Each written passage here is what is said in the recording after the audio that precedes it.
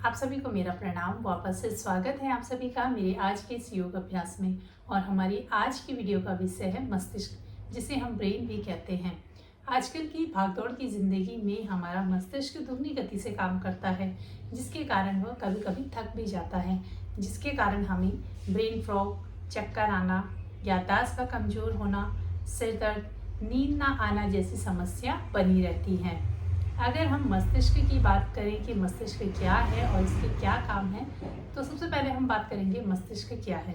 मस्तिष्क हमारे शरीर का वो अंग है जो हमारे पूरे शरीर को कंट्रोल करता है, हमारे शरीर में होने वाले मूवमेंट को नियंत्रित करता है। हमारे मस्तिष्क में अरबों तंत्रिकाओं का एक जाल होता है जो कि पूरे शरीर में फैला होता है।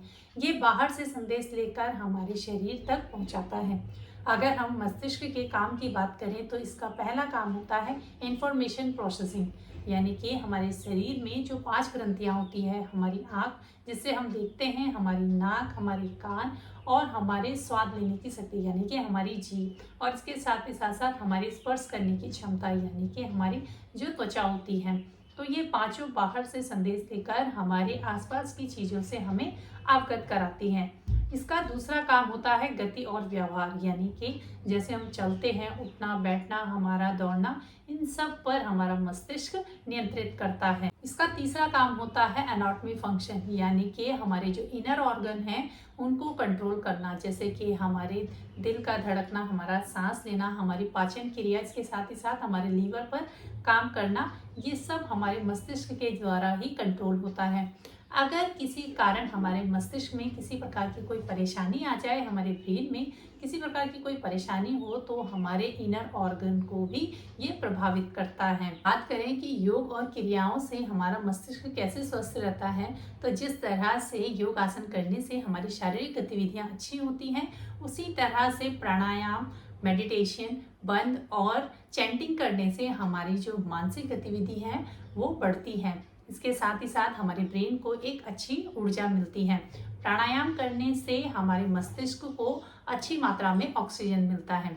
वैसे तो हमारा ब्रेन हमारे शरीर का 2% हिस्सा होता है, लेकिन जब हमारे शरीर में ऑक्सीजन जाता है तो हमारा ब्रेन 20% हमारे ऑक्सीजन को यूज़ करता है। तो इसलिए हमारे शरीर में ऑक्सीजन का जाना बहुत ज़रूरी है। हमारे ब्रेन को स्वस्थ रखने के लिए हमारे 2 चक्रों का एक्टिव होना बहुत ज़रूरी है। पहला है आज्ञा चक्र, जो कि हमारे आईब्रो की यानी कि हमारे भौं के मध्य में, हमारे माथे के बीच में होता है। और दूसरा है सहस्त्रार चक्र। सहस्त्रार चक्र हमारे सर के ऊपरी हिस्से यानी कि टॉप पर होता है। दोनों चक्रों को बैलेंस करने से, एक्टिव करने से हमारा जो ब्रेन है वो ऑटोमेटिकली अच्छे से काम करता है। हम कुछ ऐसे योगासन करेंगे जो कि हमारे मस्तिष्क को स्वस्थ रखने के लिए हमारे चक्रास को एक्टिव करने में मदद करता है।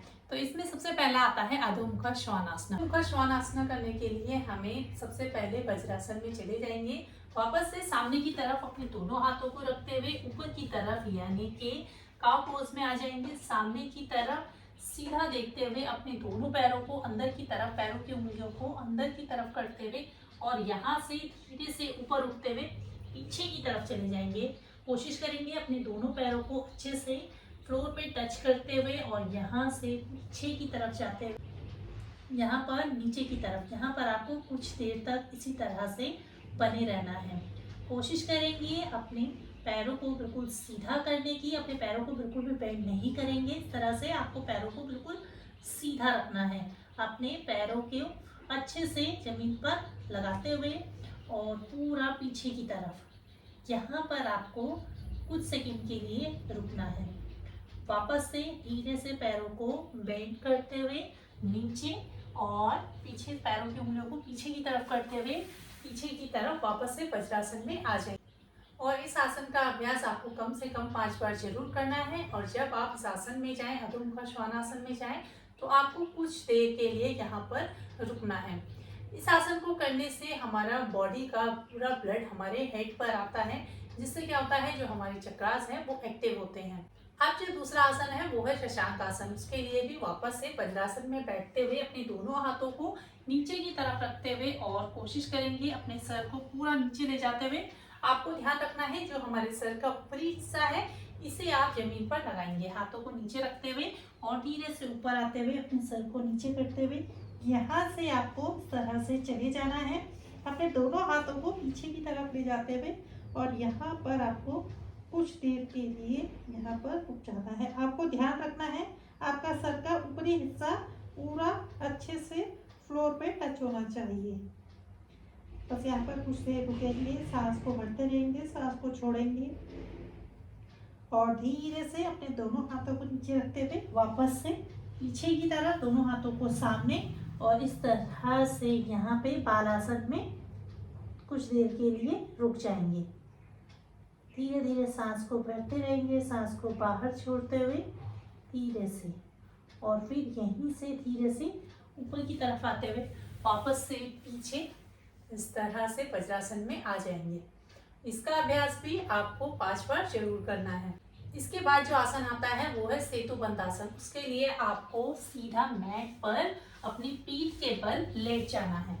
इस तरह से पीठ के बल लेटने से और अपने दोनों पैरों को इस तरह से मोड़ कर रखेंगे, दोनों पैरों को पीछे की तरफ। आपको ध्यान रखना है आपके पैर यानी कि जो आपके हील है वो आपकी उंगलियों पर टच होनी चाहिए। अपने पैरों को इस तरह से बेंड करेंगे, अपने दोनों हाथों को अच्छे से प्रेस करते हुए यहाँ पर सांस को भरते हुए और धीरे से अपने हिप को उठाते हुए ऊपर की तरफ, पूरा ऊपर की तरफ उठाएंगे सांस को। यहाँ पर धीरे धीरे सांस को भरते हुए सांस को बाहर छोड़ेंगे, वापस से धीरे से नीचे, धीरे से दोनों पैरों को वापस से पीछे की तरफ करते हुए एक बार फिर से इसका अभ्यास करेंगे। सांस भरते हुए ऊपर और यहाँ से ऊपर जाने के बाद अपने दोनों हाथों को नीचे की तरफ से लॉक करते हुए कोशिश करेंगे अपने कंधों को अंदर की तरफ और अच्छे से हिप को उठाते हुए यहाँ पर सेतुबंध आसन करेंगे। धीरे धीरे सांस को भरते हुए सांस को बाहर और वापस से अपने दोनों हाथों को खोलते हुए साइड में और धीरे से। तो ये तो थे कुछ योगासन। अब हम करेंगे प्राणायाम। प्राणायाम में सबसे पहला प्राणायाम है हमारा अनुलोम विलोम प्राणायाम। वैसे तो मैंने अपनी वीडियोस में बहुत सारे अनुलोम विलोम प्राणायाम के बेनिफिट्स के बारे में बताया है, लेकिन फिर भी आज हम थोड़ा सा इस पर बात कर लेंगे। अनुलोम विलोम प्राणायाम का अभ्यास करने से हमारी जो सूर्य नाड़ी है, हमारी जो चंद्र नाड़ी है, वो एक्टिव होती है, जिससे हमारा मन शांत होता है और इसके साथ ही साथ हमारे ब्रेन को अच्छी मात्रा में ऑक्सीजन मिलता है, जिससे कि हमारे ब्रेन को स्वस्थ रखने में और उसको ऊर्जा देने में मदद करता है। तो चलिए करते हैं इसका अभ्यास। सबसे पहले आपको क्या करना है, अपने एक हाथ से इस तरह से ज्ञान मुद्रा बनाते हुए अपने इंडेक्स फिंगर को अपने थंब को इस तरह से मिलाते हुए अपने पैरों के ऊपर रख लेंगे और अपने सीधे हाथ से आपको हमेशा ध्यान रखना है कि जब भी हम अनुलोम विलोम प्राणायाम का अभ्यास करें तो हमारी चंद्र नाड़ी से हम इसका अभ्यास करेंगे। तो अपने सीधे हाथ से आपको विष्णु मुद्रा बनाते हुए अपने इंडेक्स फिंगर को अपने मिडिल फिंगर को बंद करते हुए अपने अंगूठे को इस तरह से ऊपर रखते हुए विष्णु मुद्रा बना लेंगे। अब यहाँ पर हमने सिर्फ अपने अंगूठों का और अपनी दोनों उंगलियों का यानी कि अपने रिंग फिंगर और लिटिल फिंगर का यूज करेंगे। आपको हाथ को इस तरह से बनाते हुए थंब से अपनी राइट नॉर्सर को बंद करते हुए यानी कि सूर्य नाड़ी को बंद करते हुए और चंद्र नाड़ी से आपको सांस को भरना है। अनुलोम विलोम करते समय हमें हमेशा चंद्र नाड़ी से ही इसका अभ्यास करना है और इसको जब हम फिनिश करते हैं यानी कि जब हम इसको रोकते हैं तो हमें इसे चंद्र नाड़ी से ही रोकना है। तो चलिए करेंगे इसका अभ्यास। इस तरह से मुद्रा बनाते हुए अपने अंगूठे से अपने राइट नॉर्सल को बंद करते हुए यानी कि सूर्य नाड़ी को बंद करते हुए आंखों को बंद करते हुए धीरे से लेफ्ट नॉर्सल से सांस को भरेंगे और धीरे से अपनी लेफ्ट नॉर्सल को बंद करते हुए धीरे धीरे राइट नॉर्सल से यानी कि सूर्य नाड़ी से अपनी सांस को बाहर छोड़ेंगे। वापस से इसी तरह से सूर्य नाड़ी से सांस को भरते हुए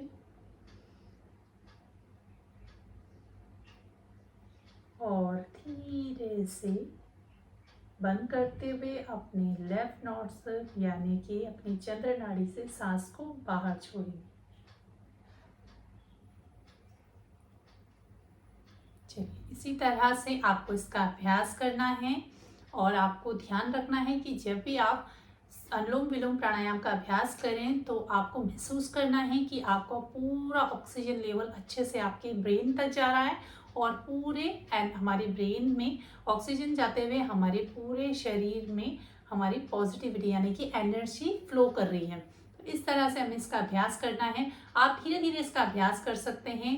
आप चाहें तो इसको 5 बार कर सकते हैं और फिर धीरे धीरे इसे बढ़ाकर आप जितना ज़्यादा आप कर सकें उतना आप इसका अभ्यास करेंगे। इसके बाद हमें करनी है शांभवी मुद्रा।